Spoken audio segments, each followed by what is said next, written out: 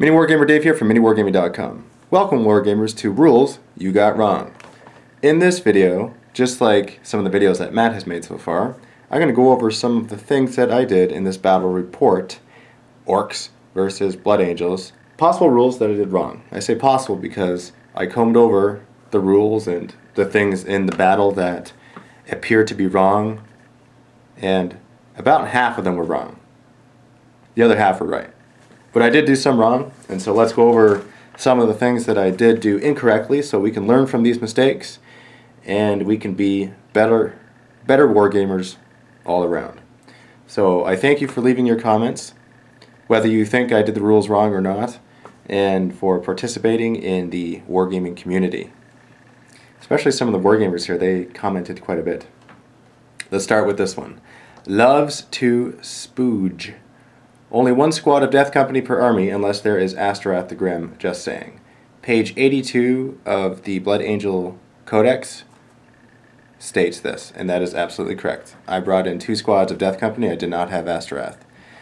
That was a mistake. It is actually the first time I fielded Death Company, and I wasn't thinking, because I threw my army together pretty quick. And I was already playing a guy, and then I fought him. Probably about 5 minutes I threw it together. And I didn't have a good amount of time to look over the Death Company before I fielded them, because I actually don't have any Death Company models at the time that I made the battle report. Now I have Death Company, and so I am a little bit more familiar with their rules. But you are absolutely correct. That is a mistake. That is something that I won't do ever again. Gavintil. OMG, start using Mephiston's transfixing gaze. This is something that I know that I forget all the time. I don't know why I forget this. It's a very useful ability. I should always be using this. Always, always. But I forget it, and it's my fault because it's to my detriment. And so it's probably hard to watch too, especially if you're a Blood Angel player and you see what's happening and you're like, okay, Mephiston, he's attacking HQ. Yeah! No transfixing. Why didn't he do it? Oh, he's not using it. Okay, so that roll, that could have been better. He would have failed that. And so there's this whole spiral effect that happens when rules are not used when they should be. And I totally get that. And so what I need to do is put a sticky note on Mephiston's head next time I field him to remember to use transfixing gaze. And actually there was one battle report that I did that I wanted to remember it, so I actually wrote it out in huge letters on the Army Builder printout, and I highlighted it in pink so that I would see it. And it actually never came up in the battle. I never needed to use it. Ironically, the one battle report that I reminded myself, I didn't end up using it because I didn't need to in the game. But of course, the subsequent battle reports where I actually get a chance to use it, I forget to. So this is another one of those things that is very good that I need to start doing. Okay, so Darkened Light says, Dave, you never took your Sanguine Sword psychic test. Now, for this part, actually, I'm going to read the comment that you said afterwards, and you said you also needed to take a psychic test for Force Weapon, which you couldn't do since you had already used 2 psychic powers that turn. So, to this I say, if I didn't do the psychic test for a psychic ability, then yes, I should have. But as for the 2 psychic powers per turn, that's incorrect. Mephiston has 3 psychic powers per turn, as per page 47 of the Blood Angels Codex. Lego Nid. It looked like Legionnaire with Nid. Lego Nid says, Dave, with the Flamestorm cannon, the small end of the template can be up to 12 inches away from the sponson, meaning you could hit most of the knobs. This is a very interesting comment because I have searched far and beyond for this because that's an awesome ability, but I couldn't find it anywhere. Not one spot. Page 36 of the Blood Angels Codex doesn't say this. It doesn't say it anywhere. So, sorry buddy, that's incorrect. That's the imagery in my mind is kind of funny thinking of that. Up to 12. That'd be an awesome ability. I mean, maybe in when the Blood Angels are updated. That probably won't happen for another 10 years, but okay. And then I'm just going to read this comment because I think it's funny. Let's see. A Rescue Toaster says, LOL at the rule Nazi nerds who can't get the rules right themselves. You might want to use your brain and figure out the rules yourself before you start calling out people for cheating or whatever it is you're trying to do. Also, this isn't any sort of competition game, so as long as they both have no complaints, what's wrong with doing a couple tiny things wrong here and there? That's right. You know, the games that I play, they're not competitive. I say that meaning it doesn't matter who wins or loses, we're just having fun. They're all for fun. It's not like there's a pie plate being thrown in the face on the line. They're all for fun. That's what the battle reports are all about. So if mistakes are made, which they will be, because even if a player knows their army inside out and backwards, if they're not a computer that stores all the information about their army, it's very possible that mistakes are going to be made. They may be minor, but still. I've never seen a perfect game, an absolute perfect game, because even if all the rules were done correctly, maybe there's things that were done that weren't done, that could have been done, that would have curried favor for certain strategic positionings, and there's no such thing as a perfect game. So, A Rescue Toaster, I thank you for that comment. That just puts things into perspective for these battle reports. And when you're watching a Banter Batrep, that's how you should watch it, with that mindset. That expect mistakes, comment on the mistakes. I welcome them because I get to learn better, and it's also good for the community to see things that shouldn't be done or done. But be confident in your answers. Don't say things if you're not 100% sure, and use proof to back them up, such as this rule says this as per page X in this codex. If you just say it, then it's like, okay, that seems like something that's a little off. So now I'm going to have to go research it and find the true answer. So I got something stuck in my... got a gremlin stuck. And just add water, pop out. Okay. Let's see. Beer Armsarg. Sure, we'll go with that. Can't you use all your psychic abilities with Mephiston? Yeah, this came up again. You can use 3 psychic abilities with Mephiston. Garium. Ha ha ha. He's a part owner of an online wargaming store. Think he'd know where to get some good deals. Gotta love Super Proxy. This is another thing. Okay, this is something you need to know. This is important. Being a part owner of a wargaming store, it is true. I have access to pretty much an endless supply of miniatures as long as they're being cast and molded and shot out there in the wargaming universe from these different miniature companies. And so, for the proxies that you see in my games, it's half because of laziness and half because of wanting to proxy. I could very well just go out there and get 3 sanguinary priests, but there's a part of me that just holds me back because I think it's funny to field other characters. When you're seeing this video, you might see the other battle report that I just did with Dan, and for the proxies I used characters from the rejects. I just think it's funny. I think it's very funny. That's partly why I do it. The other part is there isn't a huge motivation priority list. Like, I should. I know that I should, but it's not 100% important in my mind. Because I'd rather give an excuse to highlight a certain part of my army than just the garden variety model that it's supposed to be. Not 100% of the army. I mean, if that were the case, then I'd just proxy the whole army, right? It's only specific models. I think it's funny to do that. So,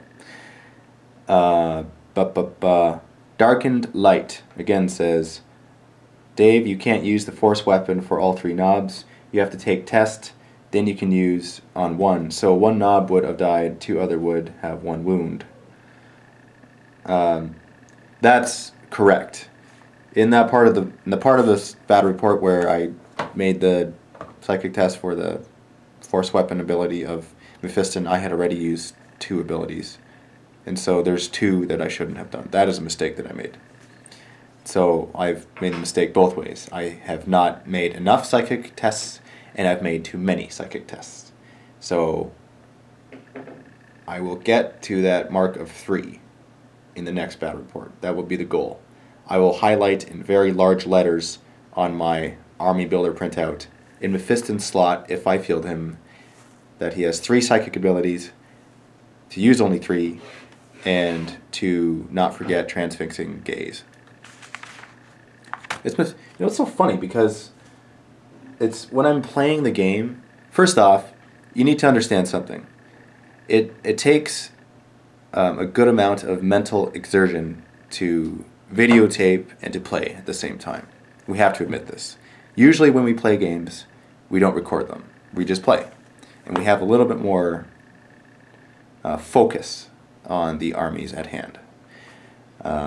When I'm playing a game, that to me is important, but it's secondary. The number one thing that I try to focus on is entertainment value.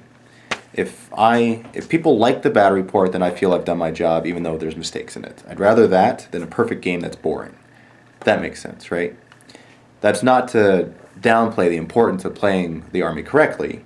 I obviously would like to do that, but my focus is on, to be completely honest, my focus is on making fun of the other player, because it's a Banter Batrep, right? That's what I want to do. But the rules and everything, that comes, it's second. It's second to me. So, but not any less important. It's just, that's how it works in Chaotic Mind. Okay, and it says, Darkened Light, again, says, also Dave, the one pred couldn't shoot, it was stunned last turn, why you forgot it was stunned. That probably goes back to the reason I just said that I was probably focusing on banter. It just slipped my mind. And obviously it slipped the mind of the player as well, because he didn't catch it if it was a mistake. And it probably was a mistake. And there's also a margin of error where I don't actually record 100% of the battle. There's some die rolls that I don't record, and there's some movements that I don't get. It may look like 100% of the battle is recorded because the majority of the movements are recorded, but here and there will be parts that are missing that seem like they shouldn't be missing. And there's reasons for that, because there's a lot of raw footage when I record a battle. There's sometimes 2 hours, 2.5 hours of raw footage. And if you were to add up all of the parts of a Banter Batrep, a typical Banter Batrep, it's not 2.5 hours. It might be on average 10 minutes apart, and they're usually between 4 and 6 parts. So you're looking at between 40 minutes to an hour. So I actually do quite a bit of editing with it, and I need to be picky and choosy for the shots that I include. So each shot that you see that's included in a Banter Batrep has been combed over and has been decided upon. Each shot has been thought about. I think to myself, okay, is that good? Is that entertaining? Should I leave that in there? Would it be a good segue into what just happened? And so when I'm doing that, I'm focusing on the banter. And so when you see the battle report, it's mostly focusing on the banter. And so that's why sometimes things are left out, because a little die roll here might be left out, but it may think like, hey, what, that was supposed to be there, what's going on, that was done incorrectly. So some of the rules that you see that were done incorrectly, that may have been done incorrectly, actually weren't. It just wasn't included on the video. Sometimes it legitimately is incorrectly.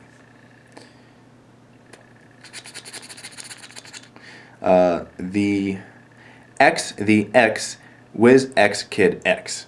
Don't def rollas let you reroll fail, dangerous terrain test, or something like that. I'm not an orc player, but to my understanding, yes, that's true. And according to the consensus of a lot of the other players that have been commenting on the battle report, they say the affirmative to this. So, and I'm pretty sure Andrew would say yes as well, because mistakes are made on both sides, right?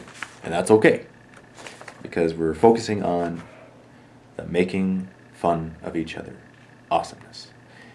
Okay, Dark and Light Again, it says, Dave, power of the machine spirit is ballistic skill 3. And this is incorrect. It's not ballistic skill 3. And I say this because page 37 of the Blood Angels Codex doesn't say so. I've also looked on the Blood Angel FAQ, and all that it says there regarding power of the machine spirit is, here's the question. It says, can a vehicle with power of the machine spirit fire a weapon on the turn the vehicle uses smoke launchers? And the answer is no. And then it refers to page 37 of the Blood Angels Codex. And so it says nothing about a lowered ballistic skill. So that, my friend, is incorrect. The reason why you may think that is because it's possible that in other codexes that's the case. But in the Blood Angels Codex, that's not the case. They still have ballistic skill 4. Gavin Till. Assault cannons are rending. That was a penetrate. That's absolutely correct. I should have rolled for rending. I'm looking this way because I hear noises behind me. It's not because I'm crazy. It's because actually there's someone making noise behind me. Maybe they're bringing in a shipment of something. Awesome. Probably from Worthy Painting again, because this is just awesome sauce. I have the army here to my side. I digress. Let's go back to it. Yes, so that should have been a penetrating hit on whatever it was that I only got a glancing on, because the assault cannons are rending. And the reason why I forgot that was because sometimes I get autocannons and assault cannons mixed up. And it's like, it's a good thing that I remember that it's like 4 dice instead of 2. So the fact that I remember that much, in my mind, is a good thing. And so if I forgot that it was rending, then it sucks for me. It's to my detriment, right? It's not like I'm purposely cheating in my favor. And I never cheat intentionally. If I'm doing something wrong, it's because I'm focused on something else, or it's because I've forgotten about it. I never deliberately cheat. Not like some other people. I'm not going to say names. I'm not saying that people cheat that we know of. I'm not saying that. How come the way that I talk makes it sound like I'm pure sarcastic? I'm not saying that at all. Okay, Dark and Light says, Dave, void shields are only for shooting on the bastions. Meaning, when Andrew was assaulting the bastion, not shooting, that I still got my stratagem. And according to Plantstrike, page 35, he's correct. I'm Firestorm attacks, they don't affect it. The Firestorm attacks, they affect the bastion, and I don't get the void shield. And assaults, they affect the bastion, and I don't get the only thing that I'm actually get a shield for is shooting. That's the only thing that the void shield stratagem gets an advantage for. So that's correct. And Misinka, let's just say the name like that. Did you just run with Terminator and then tried to charge? I actually looked back in the battle report, and it looks as though that's what I did.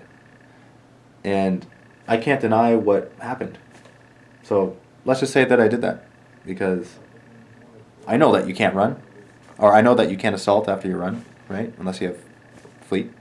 But it just didn't happen that way. Luckily they failed. Fail as in they didn't get far enough to even assault anything, because I would have had a free assault, and it wouldn't have been fair. But that was an honest mistake. That was a legitimate mistake. So thank you for pointing that out. Those are all the rules that I printed off. There were some other ones there regarding the orcs, but I'm not able to comment on those because I don't know orcs well enough to say yay or nay. But I thank you very much for leaving your comments on these videos, the videos on the battle reports, and that makes sense. The videos, you know what I'm saying, and for participating, because that's a very good thing. It's a very good thing to participate in this hobby, because by doing so, we grow the wargaming community so big and so fast that it infects every household in the world, and we're eventually going to be playing games a lot more often. And once again, I submit my challenge, my pie plate challenge. The reason why this wasn't a pie plate challenge is because I didn't come out with a challenge yet. This battle report was filmed a month ago. at least. And so it may seem strange that I come out with a pie play challenge and a week later I post a battle report that doesn't have anything to do with the pie. But where it stands right now, I have already filmed one pie play challenge. Didn't edit it yet. It's in the process of being edited. And I have a battle tonight with Joe. So that will be a lot of fun because Joe's awesome. I mean, I just have a smile on my face when I think of Joe. Because Joe's one of those guys where do anything for you. And if I think too long on this, it'll make me cry. Because he's a very good friend. I love you, buddy. That's just how it works.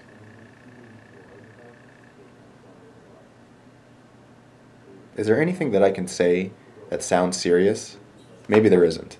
But this video has gone on a little bit too long. Longer than I had anticipated, so I'm going to cut it here and look forward to more battle reports, more Banter Batreps.